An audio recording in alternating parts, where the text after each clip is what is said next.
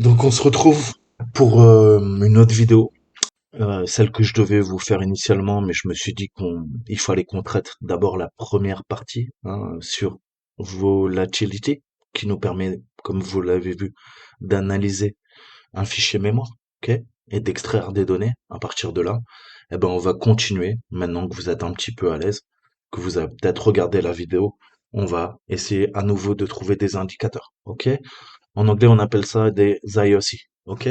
C'est des traces de compromission, ok? IOC, ça, vous le verrez tout le temps, tout le temps, tout le temps en cyber, pardon. Indicateur de compromission, indicator of compromise, ok? Donc, si on regarde un petit peu Wikipédia, je vais rien inventer. Qu'est-ce qu'un indicateur de compromission? Donc appelé IOC en sécurité informatique en fait. Je vous ai parlé d'artefacts. Et ben c'est tous les artefacts qu'on va pouvoir observer, soit sur un réseau, soit directement sur un système d'exploitation. Ok. Et ça va nous indiquer avec un haut niveau de certitude une intrusion informatique. Vous savez, je vous le dis tout le temps, il faut se baser sur les faits uniquement. Ok? Vous ne devez pas tirer des conclusions hâtives. Vous devez justement faire du recueil d'informations et raffiner la donnée, exactement comme dans le renseignement, et à partir des artefacts, prouver avec un haut niveau de certitude, ok, qu'il y a bien eu une compromission, qu'il y a bien eu des actes délictueux malicieux. Ok? Donc les exemples d'indicateurs de compromission, on a quoi? On a des signatures virales, ok, qu'on va pouvoir venir analyser. On a des adresses IP, ok. On a des hashes, ok. On va récupérer des fichiers malveillants, on va les hasher. Je vous ai montré Hybrid Analysis et Virus Total qui permettent de faire ça.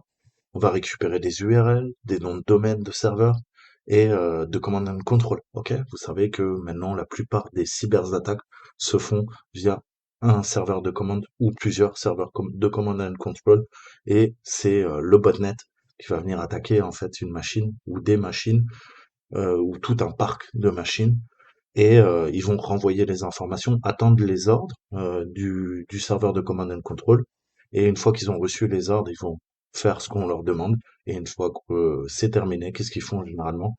Ils exfiltrent les données à nouveau vers un serveur de command and control. Donc ça, toutes ces grosses attaques-là, qui demandent de sacrées compétences, qui généralement, faut pas se voiler la face, sont des cyberattaques, soit des services de renseignement, comme je vous le disais, en tout cas étatiques, puisque une grosse cyberattaque, c'est des vingtaines, trentaines, quarantaines, cinquantaines de hackers. Ok? Et avec une centaine de hackers, on dit dans le monde militaire qu'on est capable de mettre un pays à mal. C'est-à-dire qu'on peut détruire ses infrastructures, on peut rentrer dans ses réseaux. Ok? Donc je vous ai toujours dit, je reviens à mes vidéos que je vous ai dit sur le renseignement, mais aujourd'hui vous avez beaucoup plus de pouvoir derrière un clavier, un écran, que en prenant les armes, ok? Et en étant des fantassins. Combien même vous êtes des espions, vous êtes des forces spéciales, eh ben, c'est un petit peu obsolète maintenant. Maintenant, on a des cyberguerriers, ok? On a des hackers donc qui ont leur propre motivation, qui vont travailler pour les milieux mafieux, qui vont faire les black hats, qui vont dérober de l'argent aux gens, ok? Qui vont faire du sale. Et on a des cyberguerriers qui travaillent soit par idéologie, soit qui travaillent pour les services de renseignement de leur pays, ok? Ou les armées. Donc avec 100 personnes, on peut faire plus de dégâts qu'avec des dizaines de milliers de fantassins. Donc ça, c'est toujours à prendre en compte. C'est pour ça que ça va ne faire que croître, ok? Je vous ai dit, je vous ai parlé dans mes vidéos du renseignement, la fusion entre l'espace et le cyberespace. Avant, on avait ce qui était réel, notre monde, et ce qui était dans la matrice, sur les réseaux. Ok? Maintenant, vous savez que l'un va pas sans l'autre et l'autre va pas sans l'un.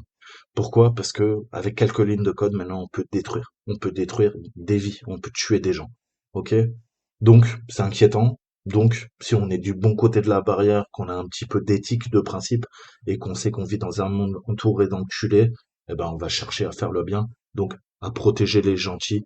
Mais pour protéger les gentils, il faut comprendre les méchants. Rentrer dans leur tête. Ok? Donc là, qu'est-ce qu'on va faire? On va essayer de rentrer dans la tête, comprendre, ok, les motivations, qu'est-ce qu'on fait? Soit les hackers, soit, comme je vous le disais encore une fois, quelqu'un qui aurait utilisé des outils informatiques pour faire des crimes. Donc ces indicateurs de compromission, en fait, ils peuvent être utilisés pour la détection précoce des tentatives d'attaque en utilisant des systèmes de détection d'intrusion, ok? Bon, il y en a toute une série, il y a plein de noms, il y a plein de solutions, et les logiciels antivirus. Mais quand on parle de détection d'intrusion, on parle généralement d'IDS et de HIDS. Je vous laisserai chercher en quoi ça consiste. Ensuite, on a des projets en cours pour naturellement standardiser les formats des indicateurs de compromission pour permettre un traitement automatisé plus efficace. On en revient exactement à ce qu'on disait. Je vous disais dans le renseignement, il faut traiter l'information, l'automatiser. OK?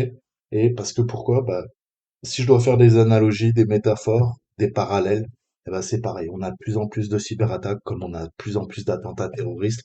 Et malheureusement, c'est extrêmement chronophage de mobiliser des unités pour traiter cette information, pour trouver ces indicateurs de compromission.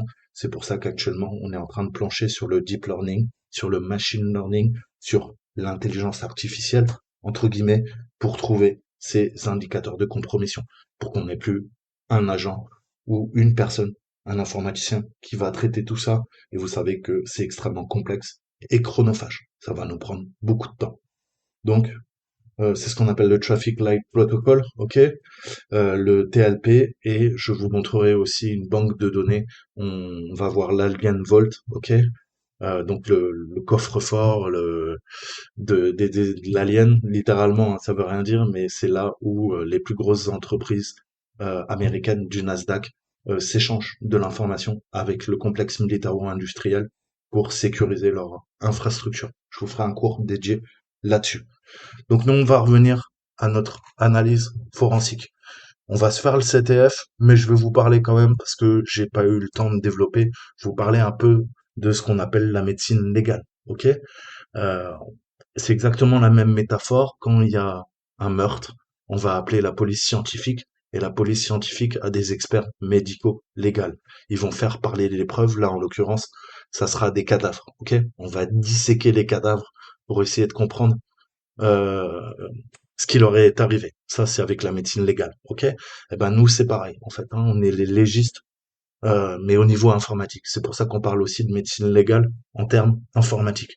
Donc ce concept, en fait, il a émergé hein, dans les années 80, lorsque bah, l'ordinateur personnel commence à être de plus en plus accessible pour les consommateurs. Et encore, c'était les gens riches des sociétés occidentales, hein. Donc maintenant, aujourd'hui, tout le monde a un smartphone, une tablette, un, un ordinateur, un PC portable hein, ou une tour. Mais c'est sûr que dans les années 80, c'était déjà plus rare, mais on commençait à faire la transition. Ok, il y avait de plus en plus de consommateurs. Et donc, naturellement, bah, c'est comme toute technologie, plus elle commençait à se développer, plus bah, il y a une utilisation, on en fait une utilisation qui peut amener à des activités criminelles. Donc dans le même temps, en fait, on se rend compte qu'il y a un nombre de crimes identifiés et reconnus qui se sert en fait de la cybercriminalité en fait, hein. Et les gens ont vite compris qu'on pouvait se servir de l'informatique bah, pour faire des choses malicieuses ou criminelles. Donc la médecine légale, elle vient justement pour combler ça. C'est une méthode de récupération et d'analyse des preuves numériques.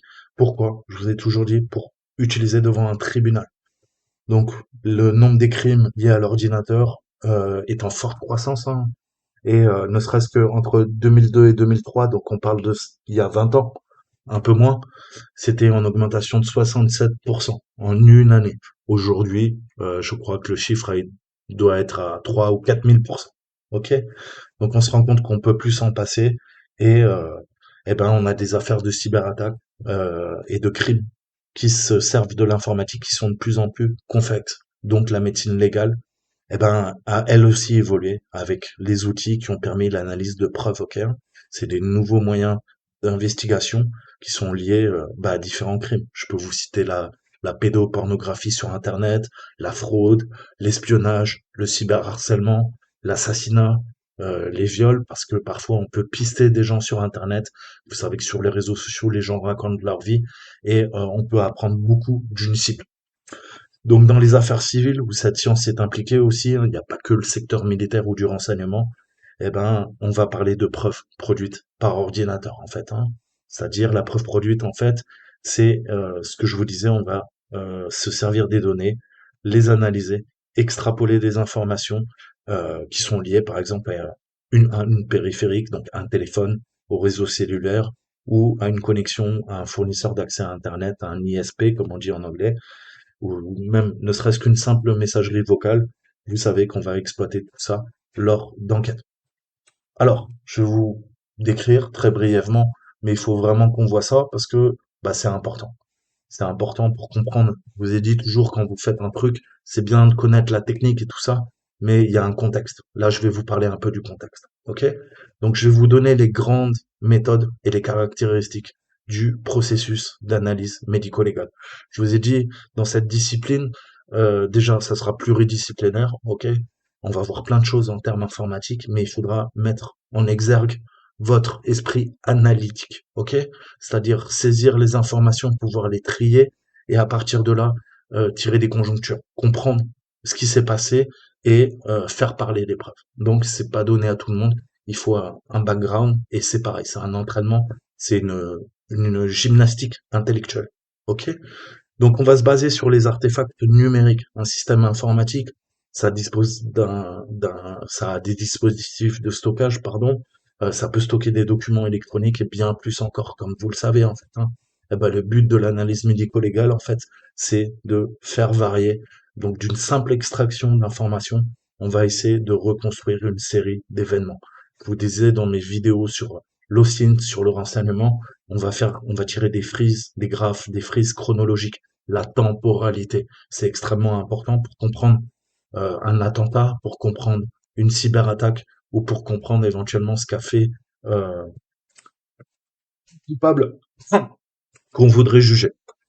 Donc il est important de souligner que la criminalistique informatique, elle est souvent reconnue comme un art aussi bien que la science en fait, hein. Et elle fournit plusieurs méthodes d'extraction des preuves numériques ou non. Et c'est extrêmement recherché, mais ça demande beaucoup de compétences, ok? Et faut avoir une certaine logique, c'est pas donné à tout le monde. C'est pour ça que je vous ai toujours dit, ce sont les meilleurs informaticiens qui pratiquent les processus d'enquête médico-légale. Ok? Donc, première étape, acquisition. Seconde étape, examen. Troisième étape, analyse. Quatrième étape, rapport. Ok? L'enquête, en fait, elle est principalement effectuée sur des données statiques, en fait, dans ce qu'on appelle un laboratoire d'analyse. OK? On a des chambres blanches, on va pouvoir démonter le matériel, on va avoir des experts informatiques qui vont pouvoir démonter l'ordinateur. Vous savez que, je vous donne un exemple, si vos données sont pas chiffrées sur votre disque dur, je démonte votre ordinateur de votre tour, de votre PC portable, je le mets dans le mien et je peux récupérer les données sans aucun problème. OK? Ou je peux même booter avec une clé USB avec mon Linux, ok, mon Kali, et je pourrais lire toutes les données et pirater votre Windows, ok, à partir d'une simple clé USB. Eh ben, c'est ce qu'on va faire, mais bah, de manière scientifique, ok. Donc, les techniques et les outils. Je vais vous parler premièrement de l'analyse qu'on appelle cross-drive. Cross-drive, c'est ce qu'on appelle l'analyse croisée en fait, hein. C'est un entraînement, une technique en fait, qui permet de mettre en corrélation l'information extrapolée à partir de plusieurs disques durs. Par exemple, par la reconnaissance possible entre des personnes ou des organismes qui reconnaissent des anomalies de données par rapport à des schémas spécifiques. Ok, typiquement des grosses boîtes qui supposent qu'on leur a volé des données, qu'il y a eu une cyberattaque et elles vont vous demander d'aller capter ces artefacts et de prouver qu'il y a bien eu un litige, qu'il y a bien eu une exfiltration d'informations, des vols de brevets ou de la vente de la propriété intellectuelle d'une entreprise. Ok. Ensuite, on a l'analyse en direct. L'analyse en direct, les tests en fait, ils vont être effectués dans le système d'exploitation de l'ordinateur en cours d'analyse par l'utilisation de l'extraction d'informations et des outils existants ou créés ad hoc pour ce faire. Donc c'est une pratique utile dans le cas des systèmes qui sont chiffrés, hein, ce qu'on appelle l'encrypting file system. Et on aura besoin d'obtenir la clé de chiffrement et souvent bah, récupérer des images du disque logique avant que l'ordinateur soit éteint. C'est pour ça que je vous dis toujours, une preuve qui marche, un ordinateur jamais on va l'éteindre. D'abord, on va dumper sa mémoire, on va faire des images du disque logique contenant toutes les partitions des systèmes de fichiers qu'on exploitera plus tard. Ensuite, on a la récupération. C'est quoi? C'est récupérer les fichiers qui ont été supprimés. Ça, c'est une des techniques les plus courantes qui sont mises en œuvre, en fait, hein. On va récupérer les systèmes d'exploitation, les systèmes de fichiers. Vous savez qu'en fait, le système de fichiers, quand vous formatez, quand bien même vous effacez des fichiers sur votre disque dur, ils sont pas réellement effacés. Ça dit juste au disque dur que là, il peut réécrire sur le bloc mémoire qui contenait les données. Pareil, vous pouvez formater un disque, vous le vendez, mais avec n'importe quel logiciel, on va pouvoir récupérer les données. Pourquoi? Parce que c'est ce qu'on manipule la table d'allocation. La table d'allocation, en fait, va donner à l'ordinateur et le disque dur va dire, bah écoute, tu cherches telle donnée. Moi, je sais qu'elles sont à tel offset sur un bloc mémoire, ok? C'est comme des cases. Je vais ranger des cases dans des tiroirs et la table d'allocation va dire, bah écoute, tiens, telle donnée, elle se trouve dans telle rangée, dans telle colonne, ok? C'est comme une base de données. Eh ben, on peut supprimer la table d'allocation en faisant un formatage du disque dur, mais on peut recréer la table d'allocation. Et si on arrive, et des personnes malveillantes ou des enquêteurs arrivent à recréer la table d'allocation, c'est-à-dire que vous avez formaté votre disque dur, mais en vérité, toutes les données, on pourra les récupérer. OK? Donc, c'est reconstruire un matériel qui a été supprimé. Ensuite, on a l'analyse stochastique. L'analyse stochastique, pardon, c'est une méthode d'analyse qui permet d'utiliser les propriétés statistiques en fait, hein, du système informatique analysé pour enquêter sur les activités particulières. Et en l'absence d'artefacts numériques, on pourra peut-être utiliser cette analyse stochastique pour trouver des choses. Ensuite, vous savez, je vous apprends la stéganographie. Enfin, je vous montre quelques petits exemples. C'est prétentieux de ma part vous dire, je vous apprends la stéganographie. C'est un vaste sujet. Donc, stéganos, vous savez, c'est caché, ok? Eh ben, nous, en analyse forensique, on va utiliser justement des techniques anti-stéganographie, ok?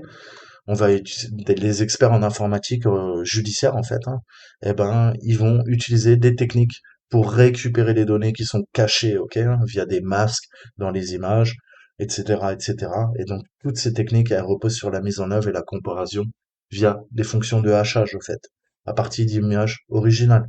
Et vous savez très bien que même si une image a l'air identique à l'œil nu, si jamais il y a un hachage différent et que ces bits de codage ont été modifiés, on sait qu'il y a eu soit compromission, soit que, eh ben, il y a des techniques de stéganographie qui ont été utilisées. Ensuite, on a l'analyse de base, en fait, hein. Donc, on a plusieurs outils en open source et c'est l'analyse typique, en fait, hein, qu'on va faire. C'est la consultation manuelle des appareils. On va vérifier les dossiers, comme je vous le disais, sur les systèmes Windows. On va essayer de trouver si on peut pas craquer le mot de passe, rechercher des mots-clés liés au crime possible. On va extraire le courrier électronique de la cible. On va récupérer des images et plein d'autres informations et la protection de l'intégrité des données et le problème de volatilité, ok? Donc dans un aspect fondamental, en fait, on a la protection des données sur les supports de stockage placés sous la contrainte de la saisie, donc pas de la disponibilité du propriétaire. Et donc, s'il y a eu saisie, il ne faut aucunement altérer le matos. Je vous ai parlé de ces techniques et du matériel qu'on utilise en criminalistique. Donc la photo est pas bonne, je vais zoomer un peu, mais voilà ce qu'on utilise. Ça c'est quoi? Ça c'est un bloqueur d'écriture. Ok? Le bloqueur d'écriture, qu'est-ce que vous faites? Eh ben c'est tout simple. Là, qu'est-ce qu'on a? On a des nappes SATA, ok? On a deux nappes SATA, on a là, ça, ce SATA-là, ça fait transiter les informations. Ce SATA-là, c'est de l'alimentation. Ok? Maintenant, vous savez, avant, on avait des prises Molex et tout ça, on utilisait du IDE. Maintenant, on est en SATA. Ok? Donc, qu'est-ce qu'on fait? On branche les nappes SATA, alimentation donnée, et lui, qu'est-ce qu'il va faire? Eh ben, il va empêcher d'écrire sur le disque dur. On va pouvoir lire, mais ça va bloquer quoi que ce soit. C'est-à-dire que après, vous branchez ça à un ordinateur, un Linux, un Windows, un macOS, et quand bien même le système d'exploitation de l'enquêteur déciderait d'écrire sur le disque dur, là, heureusement, on a un garde-fou. Ok? Ça va protéger les opérations. Pourquoi? Pour maintenir l'intégrité des preuves. Là, en l'occurrence, les disques durs qu'on va analyser. Ok? Donc, il faut protéger les données, sinon, je vous ai dit, elles sont irrecevables. Et dans ce cas-là, bah, il y a des gens qui seront pas condamnés, ok? Et on sait qu'ils ont fait des saloperies, et malheureusement, on aura altéré les données. Donc, eh ben, en fait, on sera tiré une balle dans le pied en tant qu'enquêteur. Donc, ça demande beaucoup de compétences. Il faut connaître le hardware. Il faut connaître aussi bah, toute la partie logicielle, ok? Et architecture, système de fichiers pour pouvoir être à l'aise en fait hein, et faire de l'analyse forensique. Donc, je vous ai dit, dès qu'on lance une attaque, on copie, on fait une copie légale, ok? On travaille jamais sur l'original. Si jamais on doit travailler vraiment sur l'original parce qu'on n'a pas le choix, eh ben, on va utiliser ce dispositif, ok? Donc, je m'arrêterai là, mais vous avez vu, on récupère toutes les données via la RAM, on va dumper la RAM, on va la récupérer. Je peux même vous dire une attaque, si votre ordinateur, il a tous les processus LSAS qui tournent, donc on a tous vos mots de passe qui sont chiffrés dans la RAM, qu'est-ce que je peux faire? Je peux éteindre votre ordinateur, sortir tout de suite les barrettes de RAM, je vais les mettre dans de l'azote liquide à moins 270 degrés. Vous savez que la RAM, dès qu'elle est plus alimentée, eh ben, il y a une perte, hein, ce qu'on appelle l'électromigration. Les électrons qui sont présents dans votre matériel, ils vont disparaître. Et donc, bah, ce qui permettait la rétention des données, quand votre PC est alimenté, il est tout le temps alimenté. C'est pour ça que la RAM garde ses données. Et si vous coupez votre ordinateur, vous débranchez votre alimentation, eh ben, au bout de quelques secondes, voire quelques minutes, voire dans le meilleur des cas, une vingtaine de minutes, ça va dépendre de la température de la pièce. OK? Quand c'est très chaud, la RAM va perdre beaucoup plus vite ses données, comme un SSD, que quand il fait très froid. Donc, nous, qu'est-ce qu'on va faire justement? On va faire descendre la température, soit du SSD, soit de la RAM, pour récupérer les données. Et là, on pourra les brancher à un autre ordinateur, et les RAM seront à moins 270 degrés, et là, on va avoir le temps de dumper tout ce qu'il y avait dans la RAM. OK? Donc, on va faire une copie conforme. Ça, c'est une technique, par exemple, qui est utilisée dans le renseignement pour voler les mots de passe, OK, dans un ordinateur. Donc ça demande du matos. On se balade pas avec une petite fiole d'azote liquide dans la poche. Vous imaginez bien, ça se fait dans des laboratoires. OK? Donc on va récupérer tout dans la RAM et je vous ai dit, bah, la RAM Bosley, même une analyse à moins 160 degrés, ça va permettre de récupérer plein de données. Alors que en temps réel, on ne pourrait pas récupérer toutes ces données.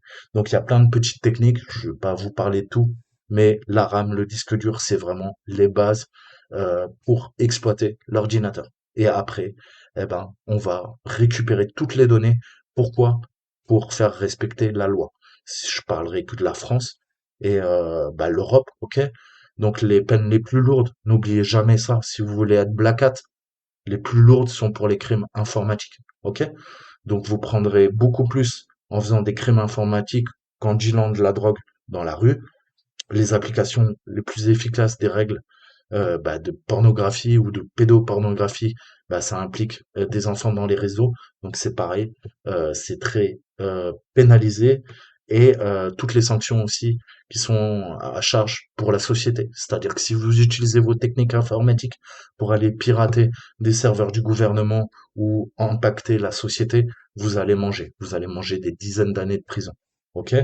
Et naturellement, la capacité de la police à demander aux fournisseurs toutes vos données, ok? Toutes vos données, minimum, on parle de 6 mois, ok, dans une enquête de police.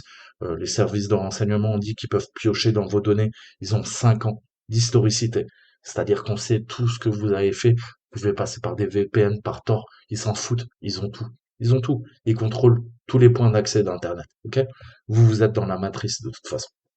Et une meilleure protection des données personnelles, ça, c'est nous, hackers, white hat, activistes, on se bat pour la protection de nos données. Ok?